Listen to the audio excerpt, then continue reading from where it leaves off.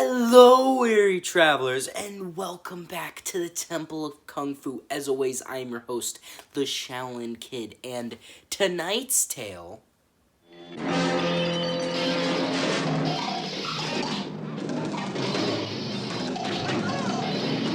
Roper. He's in it for the money. I'm hoping you'll join us, represent us in the United States. You want me to join this? Williams.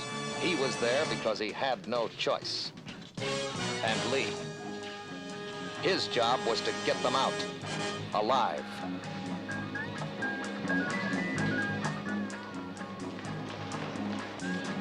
This is Enter the Dragon.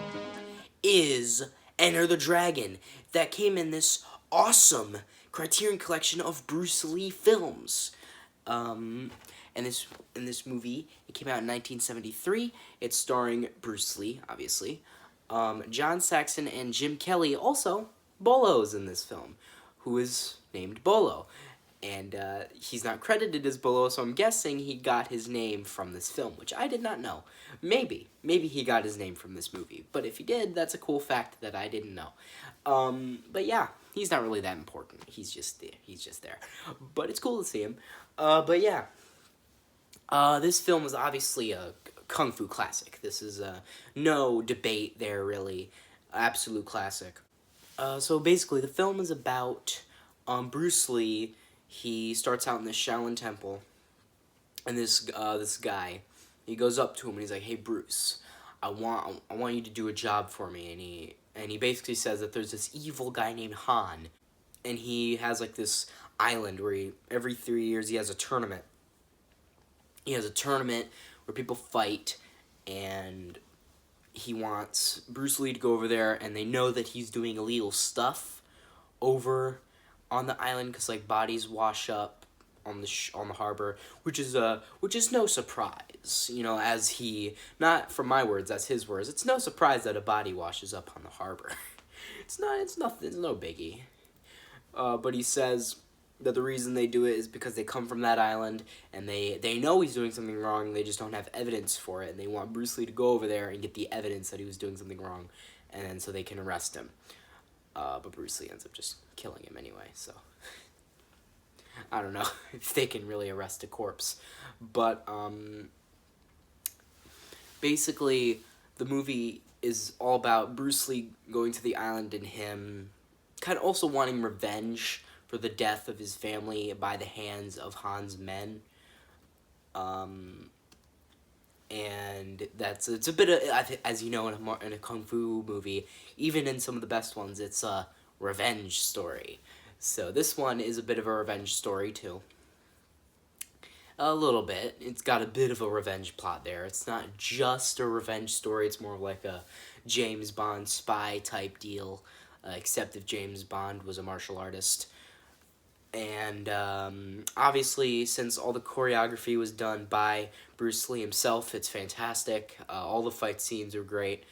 And the film basically just goes, and I think the one thing that I like about this movie is that the fight scenes are pretty well woven into the story bits, because I do love kung fu films, but a lot of them have a problem with weaving the fight scenes with the story, because sometimes some of the fight scenes don't really have a reason to be there, or the film meanders for a while, and then it picks back up, then it meanders again.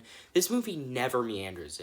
It gets straight to the point, and it never slows down, and that's what I like. I like fast-paced movies. I don't have a problem with a slow-paced movie, but I think you have to do it right to make a good one. But this one is just really well-paced, in my opinion, because you're always glued to the screen. You're always interested in something, even if it isn't action, if it's something to do with the story, if it's dialogue, just Bruce Lee in general. Anytime Bruce Lee's on the screen, I'm just always paying attention, because it's Bruce Lee. But what else do I have to say? But yeah, this is also the film where he gets the iconic claw marks, the claw scars. So, yeah, that's a pretty iconic look for him. I know I'm probably going to say that a lot in this review, but this film is just iconic. I don't know what other word to say. It's but yeah, it's just really really fantastic. Really good example on how to make a good kung fu film. Really strong, and the one thing that I'm not used to though is that they speak English. And I'm used to Chinese film, like the Chinese Hong Kong kung fu films where they have like the four dubbers, and I'm like, I've been so accustomed to all those guys that it's weird hearing everybody's normal voice. It's just weird to me to not hear the guy that sounds like this, you know? If you've watched kung fu films, you know what I'm talking about. But, like, yeah, I really enjoyed this film all the way through. I think one of my favorite parts is whenever somebody's neck gets snapped in this film, since I guess they didn't have... I just think it's a funny thing is that whenever somebody's neck gets snapped in this film, they don't have, like, the special effects to, like, actually make, like, a neck snap or, like, a dummy for them to snap the neck of. So instead what they do is when they grab somebody and they snap their neck, they just zoom in on the snap neck, the person that's snapping the other guy's neck. They zoom in on his face and goes, "Ugh!" And then he snaps his neck with a sound effect. I just think it's kind of funny because it's like they just couldn't afford the effect, and I think it's a little goof because they really could have just like hit his face and like made a snapping noise. They didn't need to zoom in on the face, but they did, and I like that detail. Obviously, I liked all the fight scenes. That was definitely a big highlight. I also think Bruce Lee's performance was a big highlight too. I think Jim Kelly was a good part of the movie. He wasn't really in it that much. He was in it a little bit. He was in it quite a bit until he dies. I was kind of bummed out.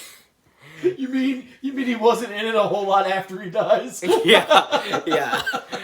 It's a bit of a surprise that he's not in it after he dies. I really expected him to come back after he got melted in acid.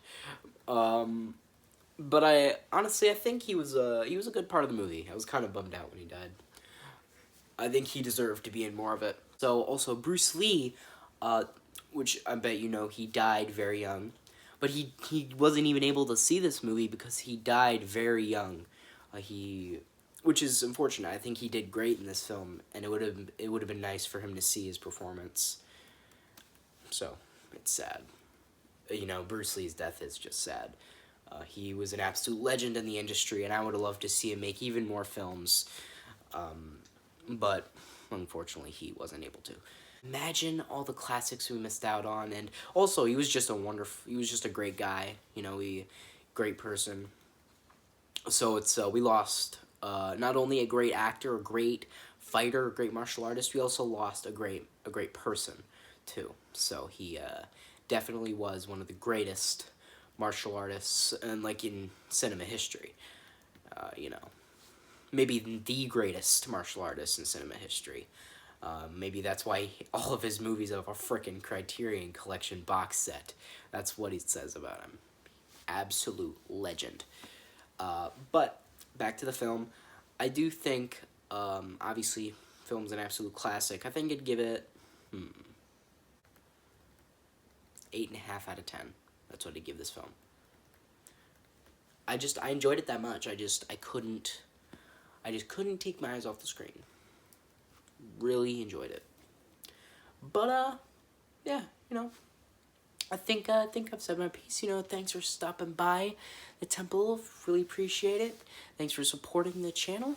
Hope you guys like it. Subscribe, turn the notifications on, share with your friends. Tell them how much you liked it. Comment down below and do the same thing. And as always, Buddha be praised. Preach for Mendy. Oh!